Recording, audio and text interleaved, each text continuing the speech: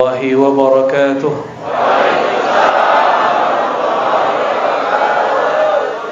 الحمد لله الذي أبرزنا في آخر الزمان من أمة سيدنا محمد صلى الله عليه وسلم، والحمد لله الذي جعلنا ممن فرح بمولد نبينا محمد صلى الله عليه وسلم، والحمد لله الذي هدانا لهذا وما كنا لنهتدي لولا أن هدانا الله. أشهد أن لا إله إلا الله وأشهد أن محمدا عبده ورسوله. اللهم صل وسلم وبارك على سيد الوجود سيد القونين سيدنا محمد وعلى آله وأصحابه ولبيته والمهدي خليفته وسلم. Pak Kiai Lukman yang dimuliakan Allah, semoga tetap istiqomah dalam dakwahnya. Pak Haji Novi, keluarga dan pengurus Syifaul Qulub, ya. Syifa berarti obat, qulub berarti lebih dari satu hati. Berarti hadirnya majelis antum ini semoga mengobati banyak hati-hati yang ada. Amin ya rabbal alamin. Tema kita malam ini mengenai ikhtiar memakmurkan masjid, tempat beribadah kepada Allah dengan zikir, salawat dan ta'lim. Maka ayat yang paling pas mengenai hal ini adalah surah At-Taubah. Innama, ayat berapa itu? Pakai 17 ya. Innama ya'muru masajidallah. Sesungguhnya hanyalah, di situ ada lil hasr. Orang Arab kalau ngomong inna ditambah ma, maka artinya menjadi terbatas, hanya. Kalau cuma inna berarti sungguh, umum. Sekarang disebut innama, sungguh hanya. Ya'muru masajidallah, yang makmurkan masjid-masjid Allah. Man amana billah, orang-orang yang kalbunya ada iman, kepercaya kepada Allah Subhanahu wa ta'ala. Saya yakin yang hadir malam ini semuanya percaya kepada Allah Subhanahu. Berarti masuk syarat pertama, karakter pertama, karakter iman. Iman itu bukan baju, bukan kopiah. Iman itu tasdik bil qalb, ada rasa percaya di kalbu. Berarti man amana urusan kalbu. Wal yaumil akhir, dan percaya kepada hari akhirat. Percaya kepada hari akhirat membuat kita kemudian hati-hati. Bab akhirat itu sering kita mulai di dalam sholat kita dengan bacaan Maliki Yaumiddin. Orang-orang yang mengerti ayat ini, dia akan muncul rasa takut atas semua yang dia buat, yang dia makan. Karena Allah lah pemilik hari akhirat. Dialah yang nanti menghisap setiap makan yang kita makan. Itu baju yang kita pakai itu ditanya semua, tuh lama pertanyaannya itu. Antum pakai jam ditanya, handphone ditanya, kopiah ditanya. Yang paling lama ditanya tuh handphone. Buka apa aja, baca apa aja, paling lama dibaca.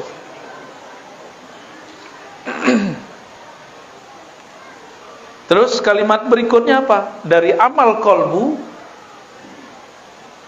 turun ke amal zahir. Wa aqamas salah, dan aqama, ini terjemahan biasa kan, mendirikan. Orang kita ini kalau mendirikan terbayang sama dia bangunan, ya. Aqama itu berarti berusaha menyempurnakan sholat. Berarti dia belum merasa benar-benar sholat, baru berusaha. Kalau orang-orang yang merasa sudah sholat itu munafik. Hati-hati Pak. Ibu-ibu yang baca sholawat mana orangnya? Oh, di luar. Itu cowok apa cewek? Ibu-ibu, mantap. Kalah bapak-bapak ini. Masa ibu-ibu bisa sholawat, bapak nggak bisa ya? Wa aqamas shalah. Ini belum, jarang orang memperbaiki terjemahan ini. Bukan memperbaiki, merevisi. Di zaman dulu aqama, mendirikan, orang faham. Tapi zaman sekarang mendirikan kok mirip dengan mendirikan masjid ya. Beda. Aqama yakni al-kasbu, al-ikhtiyar, al-mujahadah, usaha fi itmamis salawat, untuk menyempurnakan salat. Makanya orang-orang ini tidak pernah merasa salatnya sudah sempurna, dan tidak pernah merasa dirinya sudah benar-benar salat. Karena yang merasa sudah salat itu wailun, fawailul lil musalli. Maka celakalah bagi orang yang merasa dirinya salat. Hati-hati nih, sedikit saja, tipis sekali. Kita kalau sudah merasa salat, terus ada orang dengar cerita si fulan wali Allah, yang pertama kita perhatiin salat dia. Kalau kita nggak melihat secara kasat mata dia salat, kita bilang masa wali begitu. Padahal belum tentu dia tidak salat seperti yang kita lihat. Jadi tolong para kiai, para masyaikh, para tuanku, ya, tuan guru, buya-buya, nerjemahkan aqama itu yang benar. Aqama, berusaha menyempurnakan salat. Berarti dia sadar salatnya tidak sempurna. Yang tadi salat isya, salatnya sempurna enggak? Khusyuk enggak, Pak? Khusyuk apa kusut? Jujur ya, jujur aja lah. Khusyuk apa kusut? Mulai dari awal takbir sampai assalamualaikum, berapa persen ingat Allah? Nabi dalam hadis Tabarani mengatakan di akhir zaman itu sebagian orang cuma dapat bagian salatnya 10%. Usyur 10. Ada yang dapatnya 1/8. Ada yang dapatnya 1/20, ada yang 1/30, ada yang setengah. Nggak dapat semua. Itulah makna ayat tadi. Tapi orang munafik merasa sholatnya diterima, merasa dirinya sholat. Maka nanti kalau pulang subuh-subuh tuh, itu ujian aqamas salah. Subuh-subuh kita keluar ke masjid. Pas balik dari masjid kita lihat, kok tetanggaku belum bangun ya? Munafik kayaknya. Terbersit rasa sok suci, lalu mengatakan tetanggaku munafik. Kan ada hadis, 2 salat yang berat bagi orang-orang munafik. Al-isya was subuh. Isya dan subuh. Tetanggaku munafik.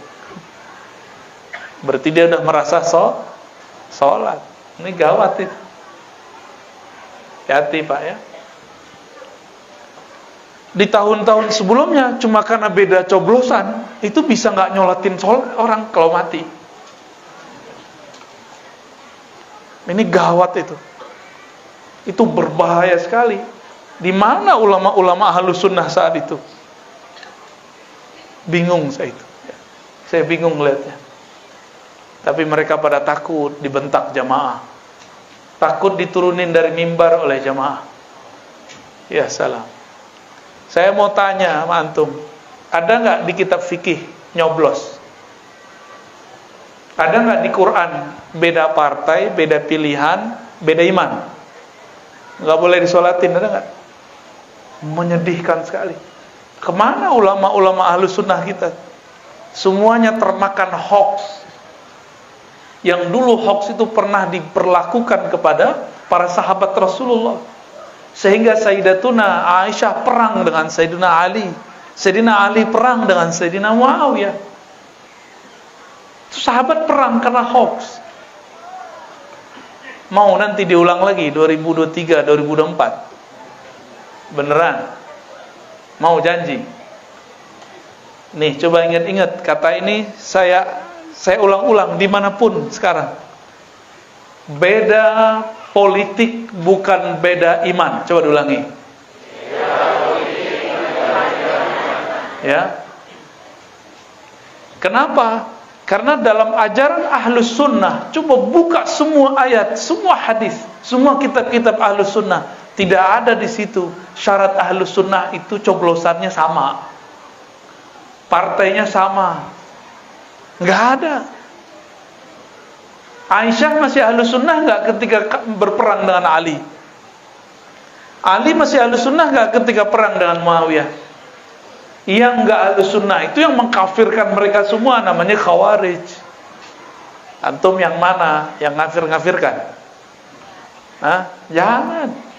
Jangan ulangi kesalahan itu. Untung orang Indonesia adem-adem,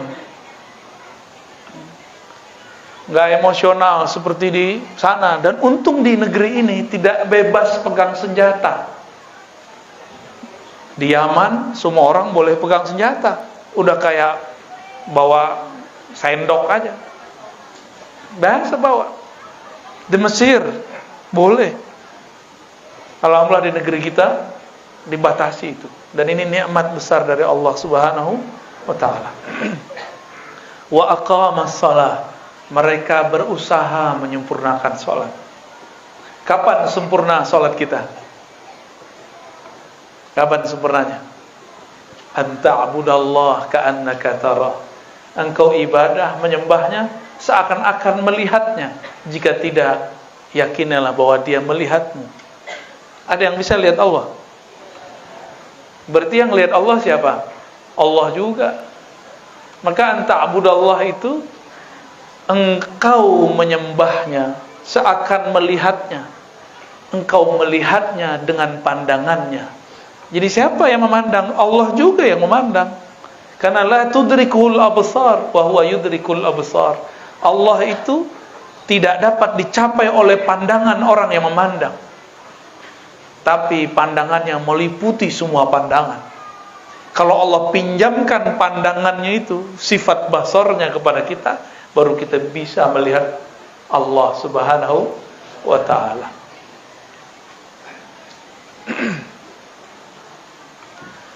Kemudian wa aqamas shalah, ayat berikutnya apa? Kalimat berikutnya wa ataz zakah. Ata memberikan, mendatangkan, menunaikan. Az-zakah, zakat. Harfiah zakat apa arti harfiah zakat? Az-zakah bisa berarti pembersihan, tapi zakat juga berarti an-numu, tumbuh. Maka setiap kali orang memberi, secara zahir hartanya berkurang, tapi secara hakikat di sisi Allah hartanya bertambah. Gak percaya antum tanya sama orang yang sudah sering ngasih-ngasih, berbagi. Tanya sama dia, kenapa dia ngasih gak pernah miskin-miskin, malah tambah berkah. Di sini dia bakar duitnya, dia bagi-bagi uangnya, dia korbankan dirinya untuk dakwah, untuk menyokong perdakwah misalnya. Tapi di tempat lain Allah akan sokong dia. In tansurullah yansurkum. Jika engkau menyokong Allah, membantu Allah, Allah akan membantu. Jadi kenapa kita belum dibantu Allah? Karena kita belum membantu agama Allah, belum membantu kekasih-kekasih Allah. Salat itu hubungan hamba dengan Allah, sedangkan zakat hubungan makhluk dengan makhluk, sempurna. Tapi tidak cukup, masih ada lafaz berikutnya, walam yakhsha illallah. Inilah yang disebut ma'rifatullah. Secara harfiah lam yakhsha, tidak takut kecuali kepada Allah. Tapi secara maknawi dapat diartikan mereka bermakrifat kepada Allah Subhanahu wa ta'ala. Itu arti walam yakhsha illallah. Dapatkah kita sungkan hormat kepada seseorang kalau kita tidak kenal dia? Bisa nggak? Bisa nggak? Antum nggak hormat seseorang, bisa menghormati dia? Nggak kenal dia, terus bisa nggak respect kepada dia? Nggak bisa. Kita hanya bisa respect, hormat kepada orang yang kita kenal, apalagi kepada Allah. Maka kenal Allah dulu baru sholat.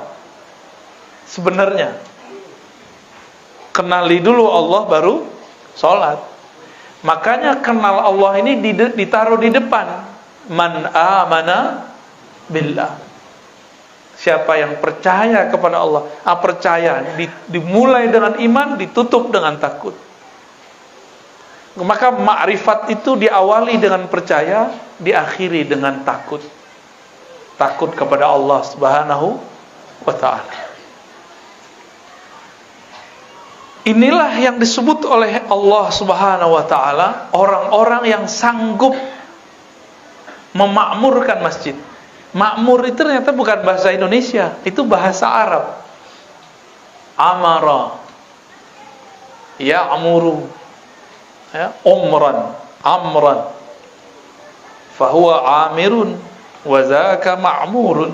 Dimakmurkan, diramaikan, dipanjangkan, diluaskan. Maka masjid yang luas itu bukan masjid yang luas secara fisik, tapi masjid yang dimakmurkan oleh orangnya. Ayat itu sebenarnya ada hakikat di dalamnya. Siapa saja yang Allah takdirkan memakmurkan masjid, sudah tertulis namanya pada masa azaliyah. Jadi Bapak Ibu ini sudah ditulis namanya. Jam sekian, tanggal sekian, dia duduk di masjidku. Sudah ditulis Pak semuanya. Semoga nama ini tidak dihapus dari sisinya. Amin ya rabbal alamin. Nama kita sudah ditulis. Cuma dulu itu kan masa azaliyah, yang ditulis ruhnya, bukan tubuh fisiknya.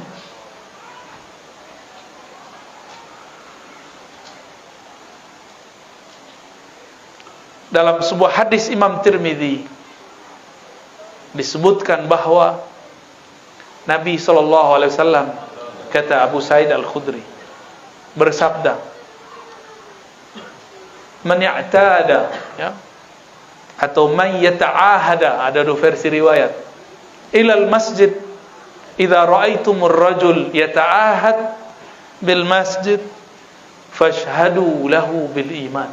Jika engkau menyaksikan seseorang yata'ahad, dia terikat oleh masjid, terpikat oleh masjid. Oleh Al-Imam Al-Mubarakfuri, yata'ahad diartikan dua hal, memakmurkannya dan berkhidmah di dalamnya. Nih kalau nggak bisa khidmah besar, ada sampah, ambil, masukin. Al-Imam Al-Bukhari, Imam Salafus Saleh, pengarang Sahih Bukhari, itu imam hebat. Dia kalau jalan, tangan sama kakinya dicium sama Imam Muslim. Gimana? Tangan sama kakinya dicium sama Imam Muslim. Itu imam ahli hadis. Di Indonesia orang cuma sungkem doang sama bapak ibunya disebut syirik. Canggih orang Indonesia ya. Katanya si ustadz ini ikut sunnah. Kita tanya sunnah siapa? Sunnah Imam Bukhari. Padahal Imam Bukhari membolehkan cium tangan dan kaki dalam tradisi orang-orang Bukhara dan Persia. Bahkan tradisi Nabi Sallallahu Alaihi Wasallam. Nabi mengatakan siapa yang khidmah ke masjid, itu maknanya fashhad lahu bil iman, saksikan bahwa dia beriman. Makna kedua, siapa yang engkau saksikan, engkau lihat bahwa dia ini terpikat hatinya di masjid, fashhadu lahu bil iman, maka jadilah engkau saksi bahwa dia betul-betul percaya kepada Allah Subhanahu wa ta'ala. Betapa hebatnya umat Nabi Muhammad, tidak bertemu Nabi Muhammad tapi percaya kepada Nabi Muhammad sallallahu alaihi wasallam. Betapa hebatnya umat Nabi Muhammad, percaya kepada Allah tanpa perlu mengatakan belahlah bulan, tanpa perlu mengatakan panggil tuh pohon bawa ke sini. Enggak perlu. Itu cukup di zaman beliau orang-orang Badui, ya. Kita enggak perlu begitu. Kita percaya kepada Allah tanpa syarat, karena Allah sudah cukup sebagai syarat dan rukun percaya. Maka apabila kita sudah menyaksikan ada orang khidmah, ada orang terpikat di masjid, kita pun akan mengatakan dia beriman kepada Allah Subhanahu wa ta'ala. Lalu Nabi bacakan ayat ini, surat At-Taubah ini. Bapak, Ibu, Saudara, sahabat dimulakan Allah. Nabi SAW bangun masjid bukan karena ingin saingan. Nabi pun bangun masjid karena menunggu wahyu dari Allah Subhanahu wa ta'ala. Ketika beliau masuk ke Madinah, disebutkan dalam riwayat Imam Tirmidzi, hadisnya sahih, beliau berjalan bersama sepupu-sepupunya dari kalangan orang-orang Madinah. Dulu masih bernama Yathrib. Disambut oleh orang-orang Madinah. Itulah kalimatnya, marhaban ya Rasulullah, selamat datang wahai Rasulullah. Itu kalamnya. Jadi yang kita baca itu bukan kalam dibuat-buat. Itu seakan-akan kita menghadirkan kembali kisah Rasulullah masuk ke Madinah. Itu maksud beliau. Itu maksud para masyayikh kita. Dan saya sudah sering cerita, ya mungkin teman-teman sahabat-sahabat sudah sering dengar lewat Thariqat Al-Yutubiyah. Ini pengikut Al-Yutubiyah ya. Mursyidnya banyak di situ. Mulai dari yang bersanad sampai tidak bersanad. Nabi SAW ma marra bihajarin wala syajarin, tidaklah melewati satu batu ataupun gunung illa kecuali sallama alaih. Itu batu yang keras, itu pohon yang tidak punya akal, yusallim alaih, mengucapkan salam kepada baginda Nabi Muhammad sallallahu alaihi wasallam. Maka kita malu kepada Rasulullah. Itu pohon nggak punya akal, batu nggak punya fisik seperti kita, masih mau mengucapkan salam kepada Rasulullah sallallahu alaihi wasallam. Betapa kerasnya hati ini, betapa bodohnya kita, betapa lalainya kita. Punya akal, punya gelar, punya ilmu, punya pekerjaan, punya fisik, punya hati, tapi tidak mengucapkan salam kepada Rasulullah sallallahu alaihi wasallam. Malah mempertanyakan khurafat tuh yang meyakini Rasulullah hadir lagi majelis. Ya salam. Yang mengatakan hadir itu kan Rasulullah, bukan kita, bukan Habib Umar, bukan Habib Ali, bukan Habib Fulan, bukan. Yang mengatakan hadir menjawab saat orang bersolawat itu Rasulullah sallallahu alaihi wasallam. Apa kata beliau? Ma min ahadin, tidaklah ada seorang kamu, yusallim alayya, mengucapkan salam kepadaku, illa raddallahu alayya ruhi, kecuali Allah kembalikan ruhku. Bahasa kitanya Allah hadirkan rohku. Hatta arudda alaihi salam, sehingga aku membalas salam-salamnya. Bertanyalah anak pintar, anak cerdas di Palembang, Buya, Rasul kan satu, yang mengucapin salam malam ini aja udah berapa ini? Berapa orang yang hadir ya Pak Kiai? Enggak sempat ngitung ya. Kita bukan robot ya. Gimana cara membalasnya? Itulah dijawab dengan syair yang antum baca tadi. Tala'al badru alaina. Kita juga baca tadi, dibaca enggak tadi? Anta syamsun, anta badrun. Matahari mengeluarkan pancaran sekali, kenal semuanya. Benar enggak? Apakah berkurang matahari dengan banyaknya orang yang mendapatkan cahaya matahari? Paham maksudnya? Itulah makna anta syamsun. Wahai Rasulullah, engkaulah sang pelita matahari, sang surya, yang cahayamu sekali menyembur, sekali keluar, dapat memenuhi semua hajat orang yang berhajat. Jadi nggak usah suuzon, berprasangka Nabi nggak bisa jawab. Rasulullah itu pelita, syamsun. Rasulullah itu bahkan kalaupun gelap, badrun. Apa maknanya?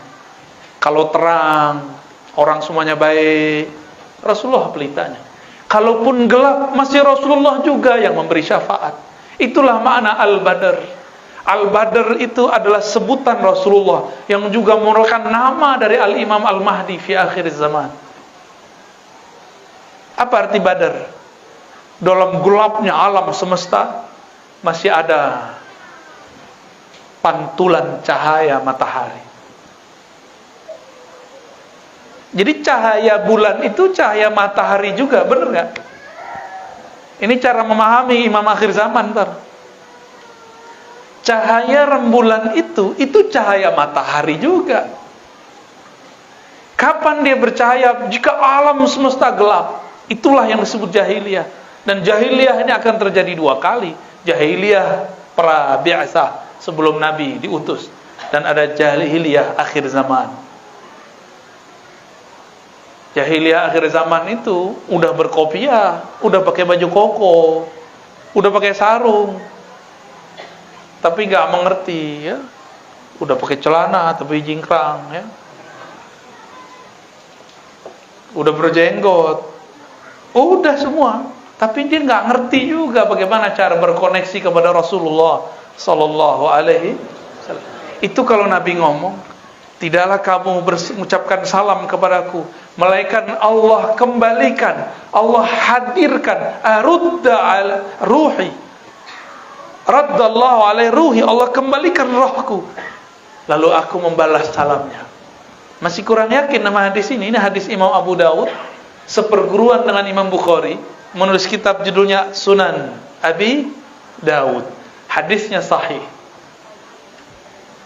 Kalau Nabi ngomong, antum percaya nggak? Kalau antum nggak percaya Habib Umar, boleh, nggak apa-apa. Habib, manusia. Sekarang yang ngomong Rasul, percaya nggak?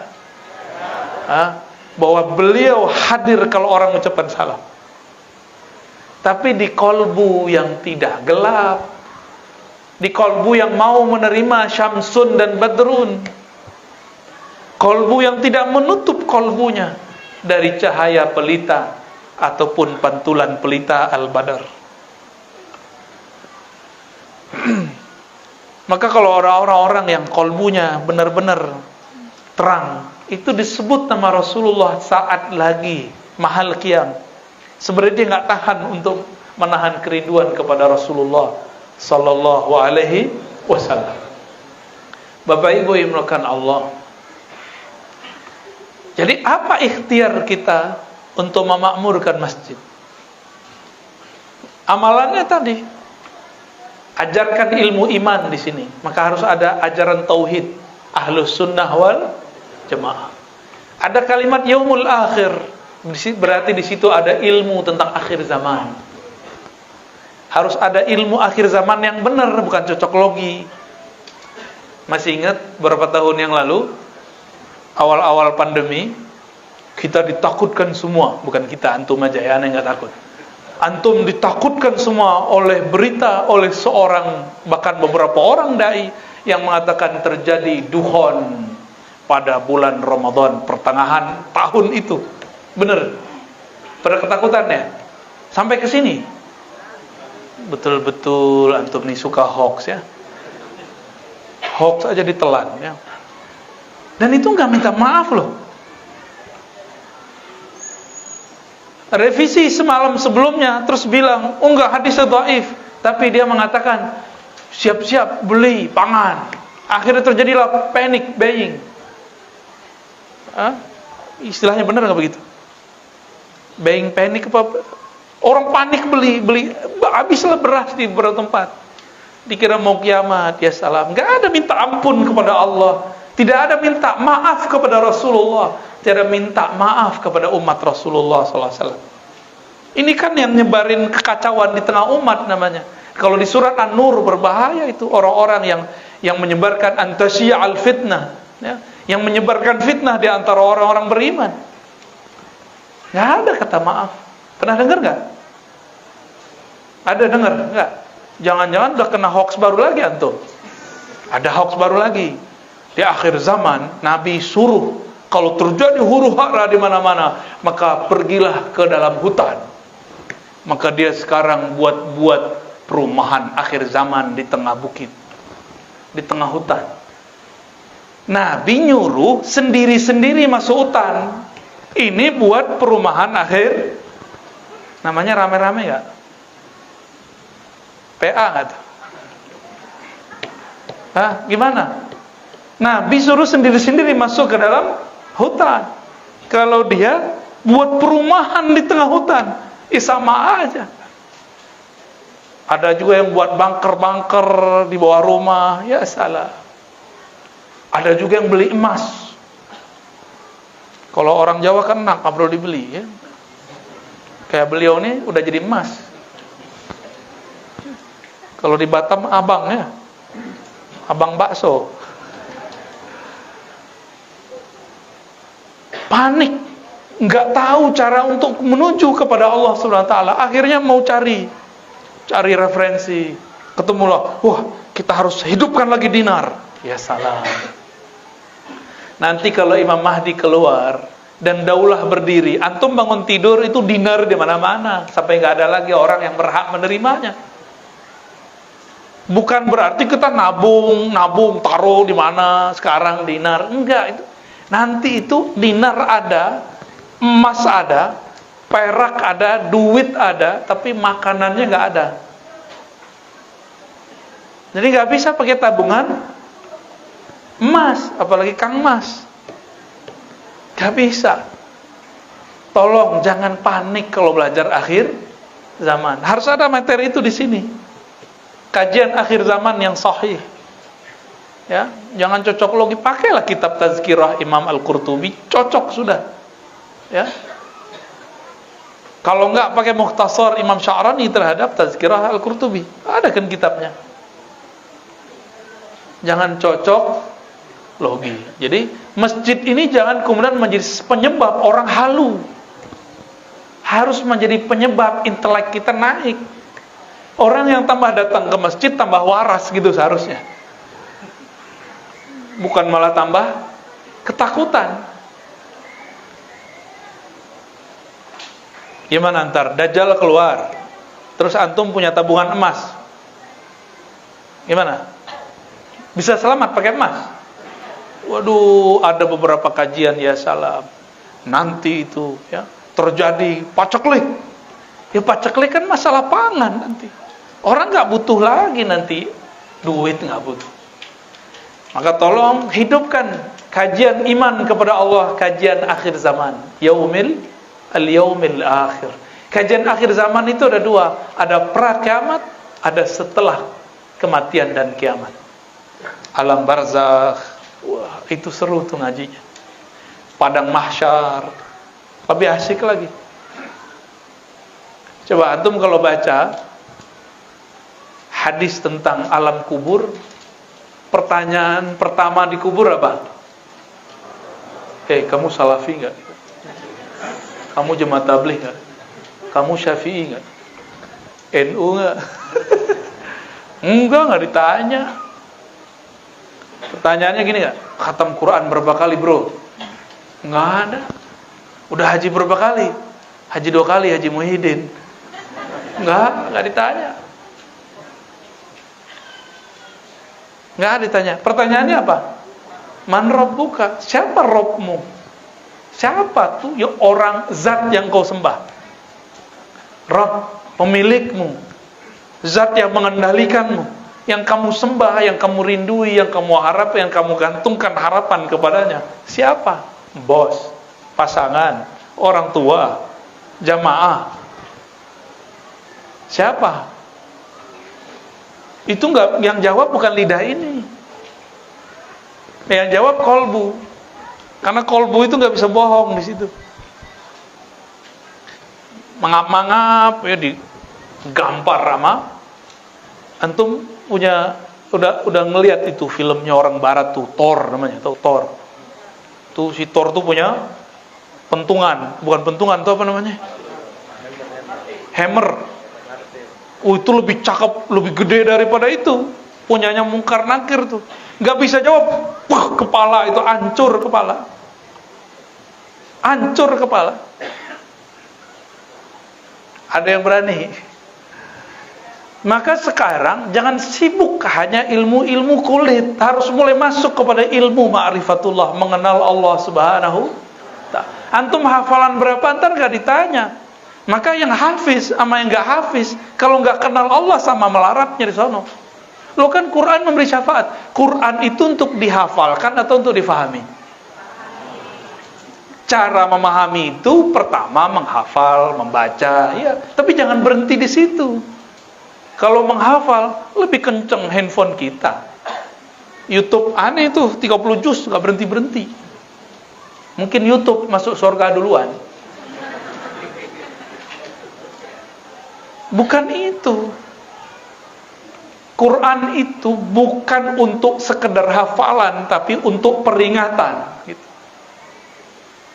Jadi jangan senang dulu anak kita sudah hafal sekian. Lihat dulu akhlaknya. Lihat dulu akhlaknya. Ya, banyak sekarang ya, ada yang nantang-nantang anak-anak ribat ya, santri-santri ribat. Sebenarnya nantang saya. Kata dia, gua hafal 30 juz, berani coba. Ya salah, dia sombong pakai hafalannya. Ya, berani coba sama saya. Kata dia itu, saya hafal 30 juz. Ya salah. Apakah begitu Rasulullah mengajarkan orang hafal Quran? Baru baca 30 juz udah berani nantang-nantang debat. Ya. Ditanya apa yang ente hafal, bisa jawab nggak? Jadi kalau mau menghidupkan Quran, jangan hanya menghidupkan tahfiznya, tapi harus masuk kepada tafaqquh fid din, wajib hukumnya. Memahami agama. Adakah perintah di dalam Al-Quran menghafalkan tanpa memahami? Ada nggak? Nggak ada. Yang ada tafaqquh. Tafaqquh itu menghafal masuk di dalamnya, belajar masuk di dalamnya. Ditolong para masyayikh, para kiai hidupkan tahfiz plus tafaqquh fiddin. Jadikan itu jargon.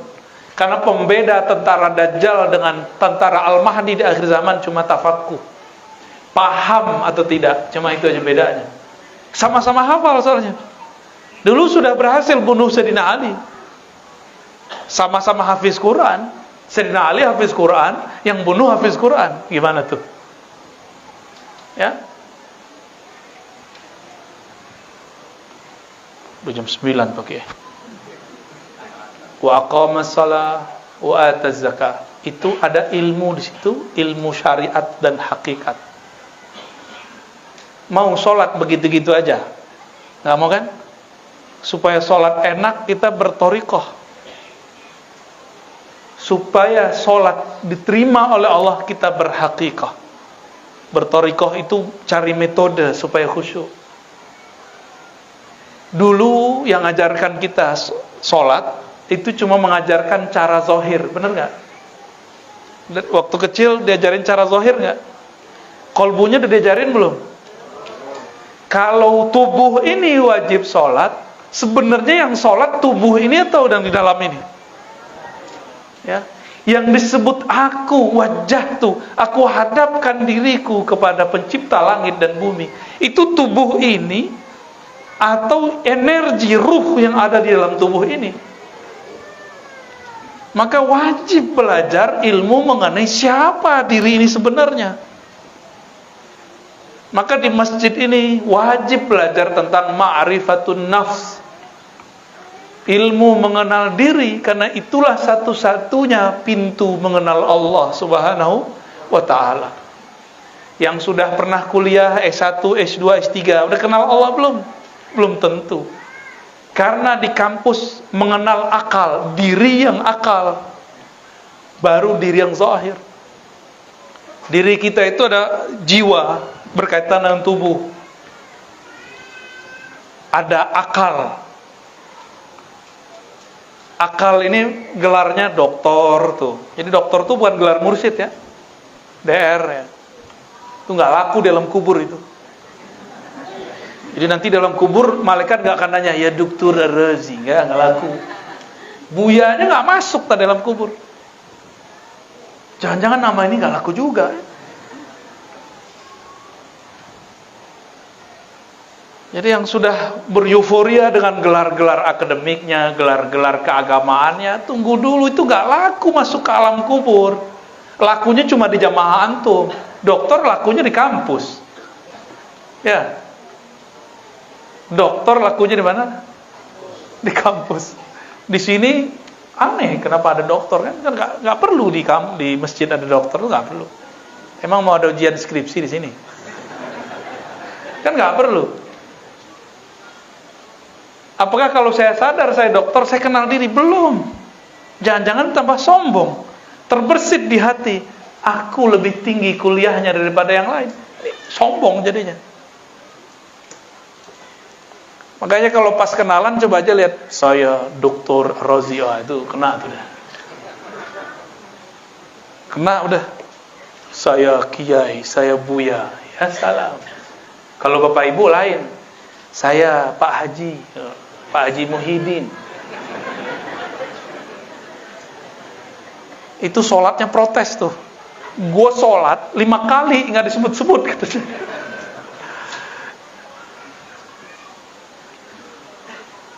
Sudah disebar. Ada pertanyaan?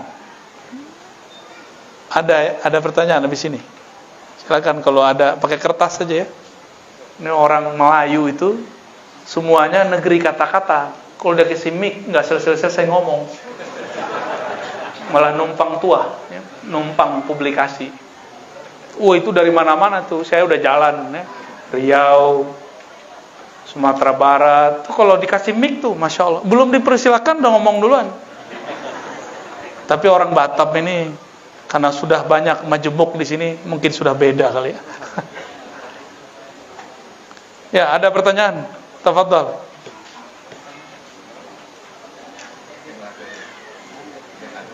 Oke, kertasnya di bawah sini ya. Oke. Assalamualaikum Buya, tanya cie. Kok orang magok? Mana yang lebih penting ke thariqah yang ada mursyidnya daripada yang katanya ta'lim wa ta'lim, yang kebanyakan orang menyebutnya juga berthariqah. Yang bagus itu yang mursyidnya ada ta'limnya, gabungan.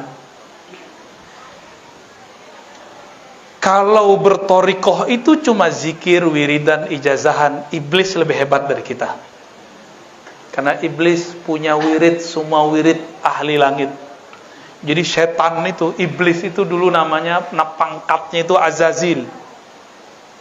Dia bertugas sebagai penjaga surga.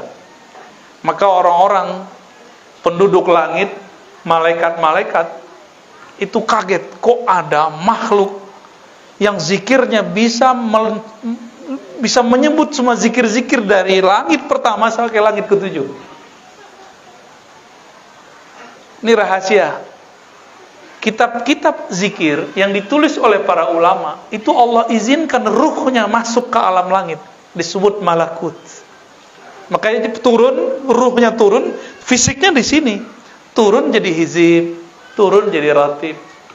Karena nggak boleh orang buat zikir sendiri. Dia itu ngambil zikir dari sana. Semuanya sumbernya dari Rasulullah sallallahu alaihi wasallam. Maka Nabi SAW mengatakan, zikir yang sering dibaca oleh makhluk di langit, Subhana zil izzati wal jabarut, ada. Subuhun kudusur Rabbuna Rabbul malaikati war ruh, Subhana rabbil azim wa bihamdi. Itu semua zikir-zikir alam malakut. Dari langit pertama sampai langit kesekian. Ya rahasia Allah itu. Itu iblis udah ngelewatin semua. Antum kalau cuma belajar zikir, sombong nanti. Terus merasa, orang kalau belajar zikir itu nanti sakti loh. Serius. Sakti aja. Airnya jadi obat. Bisa jalan di atas air. Kadang-kadang bisa terbang tanpa sayap. Baru sekali doang terbang udah belagu amat. Burung tiap hari terbang gak pernah belagu.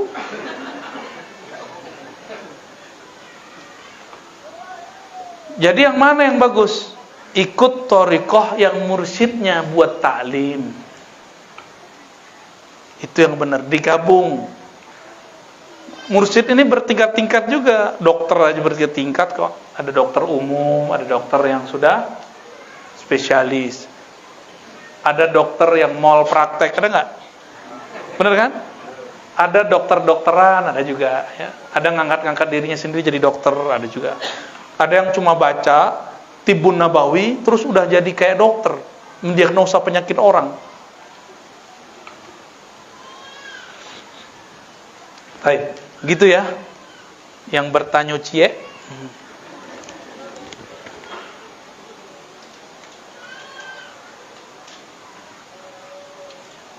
Batam Center, Pak Zamzami. Ini yang punya air zam-zam kali ya. Pertanyaan, nafas kita yang turun naik, wah, naik turun tangga maksudnya. Hati yang berkata-kata dalam diri kita, apa dan siapakah mereka? Hantu kali. Bagus pertanyaannya. Nafas yang menghirup naik, keluar, turun. Ada yang nafasnya ke atas, maka disebut turun. Jadi nggak salah pertanyaannya, ya. Yang nafas itu betul paru-paru secara zahir, lewat hidung secara zahir. Tapi siapa yang membuat dia bisa ngembang, ngempis? Jantung berdenyut, memompahkan darah. Siapa yang gerakin? Saya debat panas selama dokter. Ibu-ibu, Bu, Dok, itu yang gerakin jantung kamu siapa? Gerak motorik. Ya, gerak motorik itu apa? Ya, namanya gerak motorik. Ya, berarti kamu taklid juga. Taklid kepada penemu istilah gerak motorik. Gerak motorik itu dalam bahasa kita disebut ruh. Apa sebutannya? Ruh. Getaran itulah yang kemudian membuat ada gerakan-gerakan di dalam tubuh ini. Kalau ruh ini Pak ditiup oleh Allah. Hembusannya, ruh itu hembusan Allah, bukan zat Allah ya. Jangan salah paham. Ada yang mursyid salah paham sama saya. Dikira ruh itu dia pakai ibarat rokok dipotong dua. Oh, kamu meyakini ruh itu potong dua ya? Separuh Allah, separuh kamu. Loh, itu dalil rokok, gak ada dalilnya. Kalau di Quran surat Sajadah, surat Shad, surah Al-Hijr, nafakhtu fihi min ruhi. Aku hembuskan ruhku, hembusanku. Aku tiupkan hembusanku. Bukan zatku. Tapi hembusan itu bersumber dari zatnya. Karena sengaja Allah Subhanahu wa taala menitipkan itu ke dalam diri ini. Faja'alnahu sami'an basira, karena hembusan itu manusia dapat mendengar. Jadi yang mendengar itu si ruh tadi. Yang melihat itu ruh tadi. Sayangnya ruh ini tidak diberi kesempatan melihat lebih luas. Dia cuma diberikan kesempatan melihat pakai mata. Para ruh itu bisa memandang tanpa mata ini. Bapak Ibu kalau tidur bisa ngelihat sesuatu nggak? Waktu mimpi bisa ngelihat sesuatu mimpi. Matanya kebuka atau ketutup? Kok bisa ngelihat sesuatu? Khayal? Bukan. Itu asli. Bahwa kita punya alam lain di dalam diri kita ini. Kalau lagi dikejar anjing, si guguk dalam mimpi, lari nggak? Itu nyata berarti. Dalam mimpi ditinggal kekasih, nangis nggak? Maluluang. Bener nggak? Saya waktu kecil, saya mimpi mak saya meninggal. Tapi meninggalnya baru 2 tahunan sebelumnya. Kebetulan kita ada keluarga sebenarnya di sini, cuma nggak pernah ketemu ya. Insya Allah ketemu nanti, insya Allah. Itu ibu saya meninggal dalam mimpi, saya nangis. Bangun tidur saya lihat mak saya masih hidup. Lah, kok nyata di alam mimpi itu? Tapi kok pas bangun, Imam Ghazali kasih kaidah. Kalau orang masuk ke alam malakutnya, itu alam malakut namanya. Kalau enggak alam carut marut. Maka di saat itu dia memandang apa yang dia pandang di dalam itu zahir, nyata. Ketika dia bangun, maka dia menganggap yang di dalam tidur itu mimpi. Bagi kita yang di dalam mimpi, orang yang bangun sekarang itu nggak nyata. Pernah ini nggak kecekek nggak lagi tidur? Pernah. Padahal nggak ada yang ngecekek kan? Bener. Kita panggil-panggil orang, dia jawab nggak? Tuh kenapa tuh? Kejadiannya nggak jelas. Bapak Ibu Saudara yang bukan Allah, jadi berarti ada sesuatu selain tubuh ini. Tubuh ini hanyalah alat kendaraan, pesawat. Kalau kendaraan kita sudah rusak, nggak bisa dipakai, ya kita tinggalkan. Si kita itu akan pergi, namanya mati, meninggalkan tubuh ini. Jadi meninggal itu bagi ahlul haqiqah, itu adalah kesempurnaan. Mati itu bagi orang yang cinta kepada Allah, rindu kepada Rasulullah adalah kesempurnaan. Tapi bagi orang yang tinggal di dunia itu adalah kekurangan, bala bencana. Ya, selamat jadi alien ya.